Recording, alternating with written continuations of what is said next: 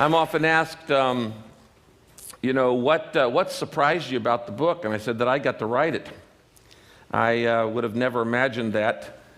Not in my wildest dreams did I think, I don't even consider myself to be an author. And I'm often asked, why do you think so many people have read this? This thing's selling still about 1 million copies a month. And I think it's because spiritual emptiness is a universal disease. I think inside that at some point we put our heads down on the pillow and we go, there's got to be more to life than this. Get up in the morning, go to work, come home, watch TV, go to bed. Get up in the morning, go to work, come home, watch TV, go to bed. Go to parties on weekends. A lot of people say, I'm living. No, you're not living. That's just existing. Just existing. I really think that there's this inner desire. I do believe what Chris said. I believe that you're not an accident. Your parents may not have planned you, but I believe God did. I think they're accidental parents. There's no doubt about that. I don't think they're accidental kids. And I think you matter. I think you matter to God. I think you matter to history. I think you matter to this universe. And I think that the difference between what I call the survival level of living, the success level of living, and the significance level of living is, do you figure out what on earth am I here for? I meet a lot of people who are very smart and say, but why can't I figure out my problems? And I meet a lot of people who are very successful who say, why don't I feel more fulfilled? Why do I feel like a fake?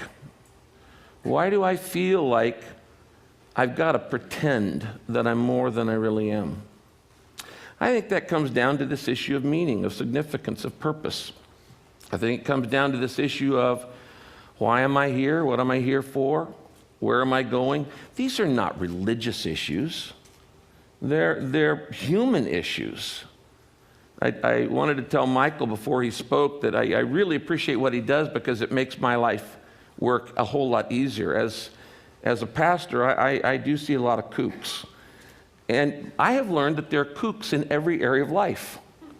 Religion doesn't have a monopoly on that, but there are plenty of religious kooks. There are secular kooks, there are smart kooks, dumb kooks. There are people, a lady came up to me the other day and she had a white piece of paper. Michael, you'll like this one. And she said, what do you see in it? And I looked in and I said, well, I don't see anything. And she goes, well, I see Jesus, and started crying and left. I'm going, okay, fine. Good for you. When the book became the best-selling book in the world for the last 3 years, I kind of had my little crisis. And that was, what is the purpose of this? Because it brought in enormous amounts of money. When you write the best-selling book in the world, it's tons and tons of money. And it brought in a lot of attention, neither of which I wanted. When I started Saddleback Church, I was 25 years old. I started it with one other family. And in 1980. And I decided that I was never going to go on TV because I didn't want to be a celebrity. I didn't want to be a, quote, evangelist, televangelist. That's not my thing. And all of a sudden it brought a lot of money and a lot of attention. I don't think, now this is a worldview, and I will tell you, everybody's got a worldview. Everybody's betting their life on something. You're betting your life on something. You just better know why you're betting what you're betting on. So everybody's betting their life on something. And when I made a bet, I happen to believe that Jesus was who he said he was. But everybody's got, and I believe in a pluralistic society, everybody's betting on something. And when I started the church, I had no plans to do what it's doing now. And then when I wrote this book, and all of a sudden it just took off. And I started saying, now what's the purpose of this? Because as I started to say, I don't think you're given money or fame for your own ego ever. I just don't believe that. And when you write a book that the first sentence of the book is, it's not about you, then when all of a sudden it becomes the best-selling book in history, you got to figure, well, I guess it's not about me. And that's kind of a no-brainer. So what is it for? And I began to think about what I call the stewardship of affluence and the stewardship of influence. So I believe essentially leadership is stewardship. That if you are a leader in any area, in business, in politics, in sports, in art, in academics, in any area, you don't own it. You are a steward of it. For instance, that's why I believe in protecting the environment. This is not my planet.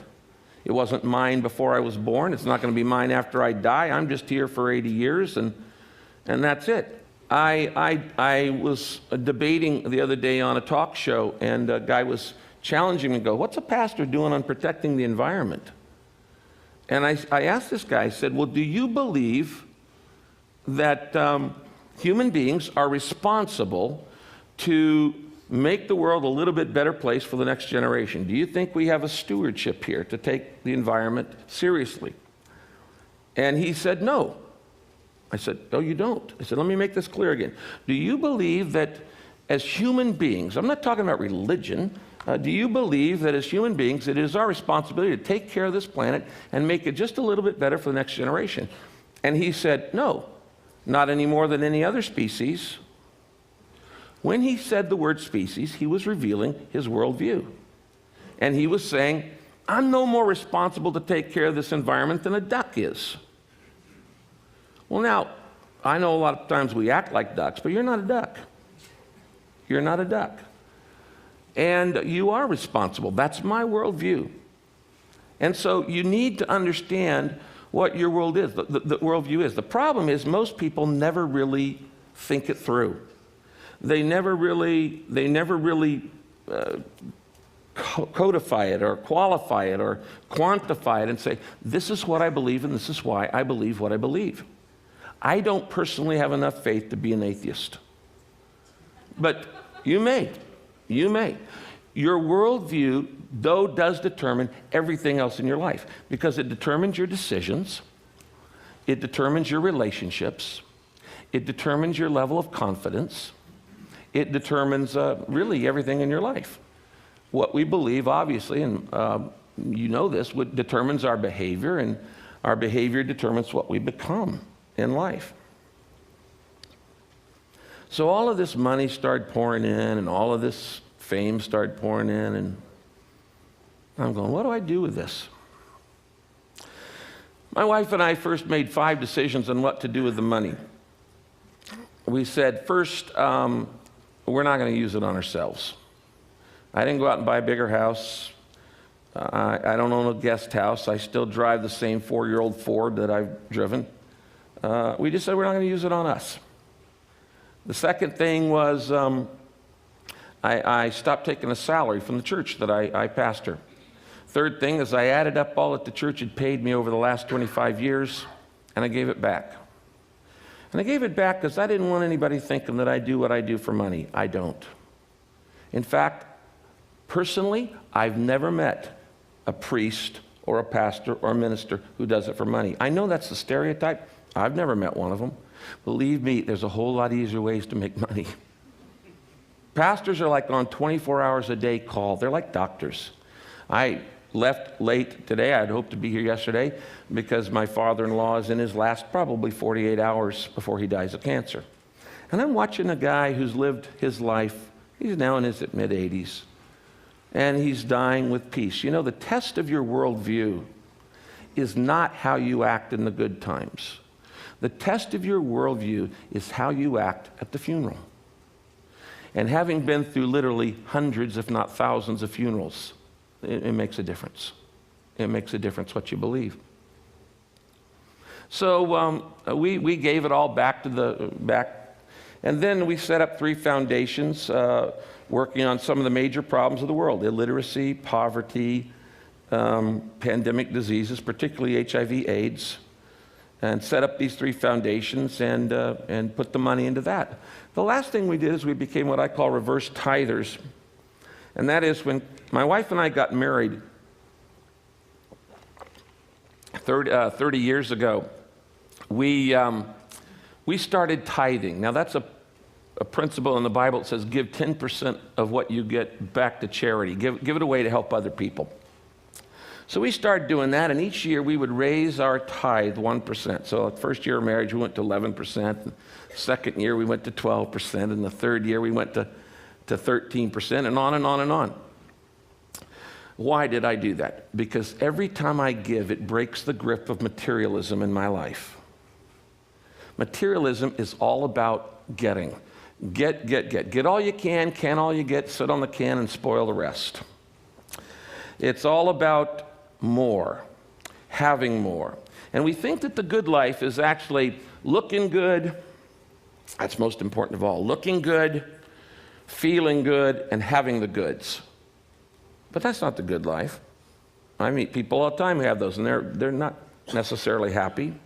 If money actually made you happy, then the wealthiest people in the world would be the happiest. And that I know, personally I know, is not true. It's just not true.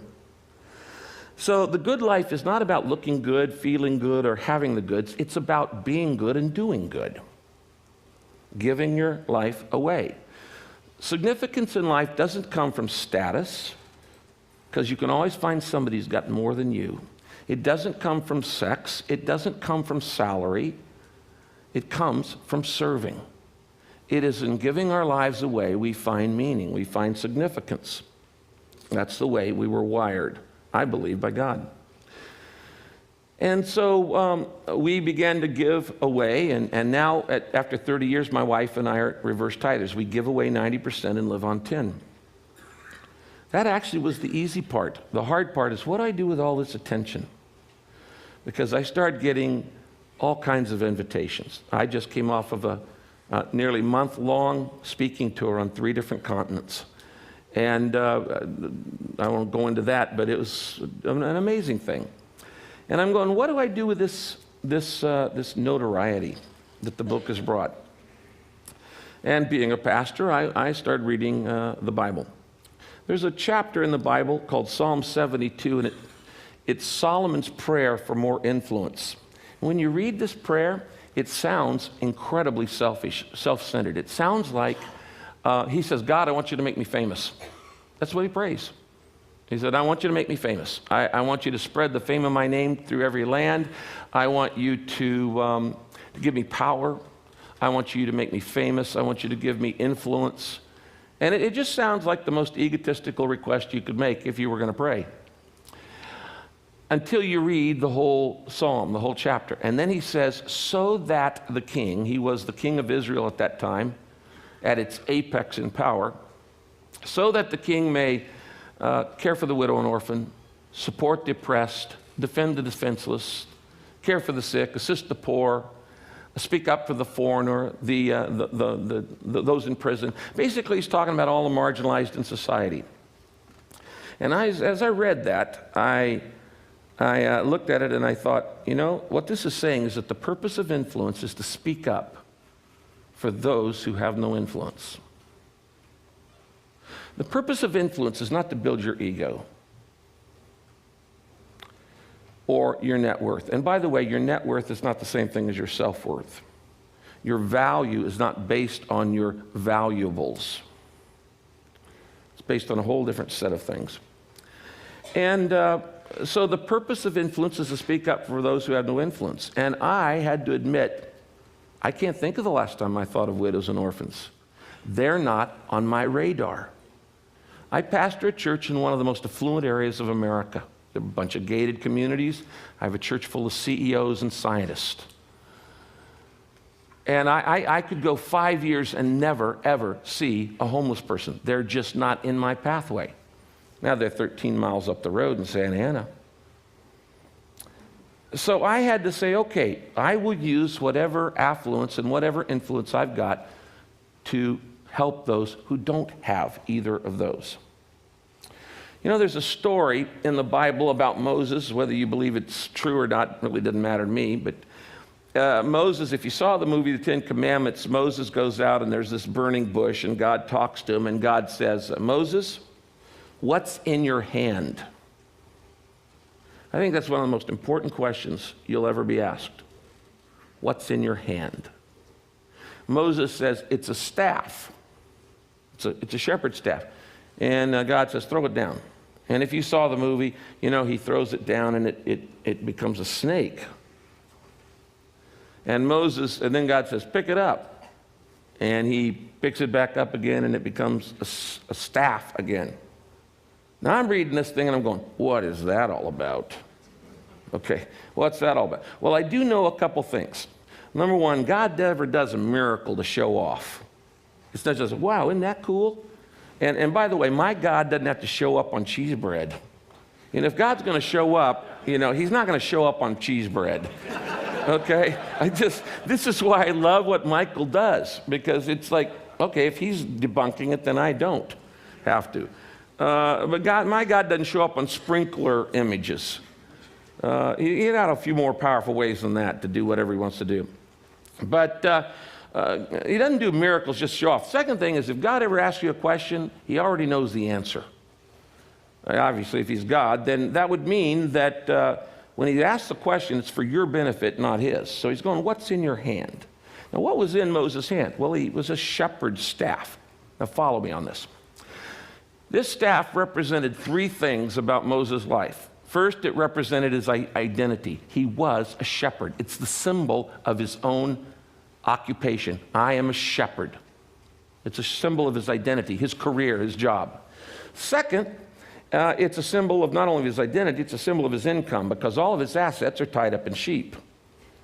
In those days, nobody had bank accounts or American Express cards or hedge funds. Your assets are tied up in your flocks. So it's a symbol of his identity, and it's a symbol of his income. And the third thing, it's a symbol of his influence. What do you do with a shepherd staff? Well, you know, you move sheep from point A to point B with it, by hook or by crook. You pull them or you poke them, one or the other. So he's saying, you're going to lay down your identity. What's in your hand? You've got identity, you've got income, you've got influence. What's in your hand? And he said, if you lay it down, I'll make it come alive. I'll do some things you could never imagine possible. And if you've watched that movie, Ten Commandments, all of those big miracles that happen in Egypt are done through this staff. Last year, I was invited to speak at NBA All-Stars game. And so I'm talking to the players, and because most of the NBA teams, NFL teams, and all the other teams have done this 40 Days of Purpose based on the book. And I asked them, I said, what's in your hand? I said, what's in your hand? I said, it's a basketball. And that basketball represents your identity, who you are. You're an NBA player. It represents your income. You're making a lot of money off that little ball. And it represents your influence. And even though you're only going to be in the NBA for a few years, you're going to be an NBA player the rest of your life. And that gives with you enormous influence. So what are you going to do with what you've been given?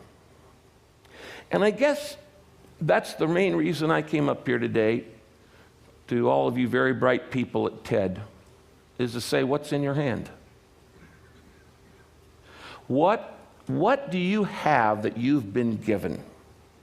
Talent, background, education, freedom, networks, opportunities, wealth, ideas, creativity. What are you doing with what you've been given? That to me is the primary question about life. That to me is what being purpose-driven is all about. In the book, I talk about how you're wired to do certain things. You're shaped with little acrostic: spiritual gifts, heart, ability, personality, and experiences. These things shape you. And if you want to know what you ought to be doing with your life, you need to look at your shape. What am I wired to do? Why would God wire you to do something and then have you do it? If you're wired to be an anthropologist, you be an anthropologist. If you're wired to be an underseas explorer, you be an underseas explorer. If you're wired to make deals, you make deals. If you're wired to paint, you paint. Did you know that God smiles when you be you? When my kids are little, they're all grown now, I have grandkids. I used to go in and sit on the side of their bed, and I used to watch my kids sleep.